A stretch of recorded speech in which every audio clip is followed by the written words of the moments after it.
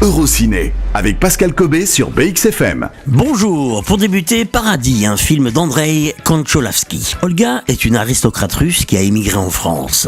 Quand la guerre éclate, elle rejoint la résistance. Jules, bon français et père de famille, est fonctionnaire de police. Lui choisit de collaborer avec le régime nazi. Helmut, fils de la noblesse allemande, exalté par l'idéal d'une société de surhommes, devient officier SS dans un camp de concentration. Trois destins croisés, trois âmes qui devront répondre de leurs actes devant Dieu, pour entrer ou non dans son paradis. Parti pris captivant, reconstitution saisissante, on hésite entre le malaise et l'admiration face à ce film esthétisant mais sûrement pas aimable. On poursuit avec Marilyn de Guillaume Gallienne. Le pitch, Marilyn a grandi dans un petit village. Ses parents ne recevaient jamais personne et vivaient les volets clos. À 20 ans, elle monte à Paris pour devenir comédienne. Mais elle n'a pas les mots pour se défendre. Elle est confrontée à tout ce que ce métier et le monde peuvent avoir d'humiliant mais aussi de bienveillant. C'est l'histoire d'une femme, d'une modeste, d'une blessure. Le réalisateur échoue à se libérer des conventions du théâtre qui s'avère stérile au cinéma et prend plaisir à humilier voire à souiller son héroïne. Un peu comme s'il avait jeté son scénario du haut d'un escalier et en avait ramassé les pages marche par marche. Pour finir, un film georgien, Kiboula. L'histoire, le président déchu qui incarnait autrefois l'espoir d'une nation nouvelle tente de reconquérir le pouvoir. Escorté par une poignée de fidèles, il traverse clandestinement les paysages majestueux de la Géorgie, tour à tour accueillants et inquiétants. Plastiquement renversant mais trop abstrait dans son propos pour envoûter pleinement, la rigidité monotone du dispositif que soutient l'avancée inexorable du personnage vers sa fin étouffe la dimension métaphysique de cette fable sur la solitude du pouvoir. Clap de fin sur les sorties pour mon coup de cœur de la semaine avec Le Musée des Merveilles de Todd Haynes, parce que le film multiplie ainsi les déclarations d'amour au 7e art tout d'abord. Et mon coup de gueule pour Par Instinct avec Alexandra Lamy, parce que effet narratif, personnages secondaires caricaturaux et musique insupportable,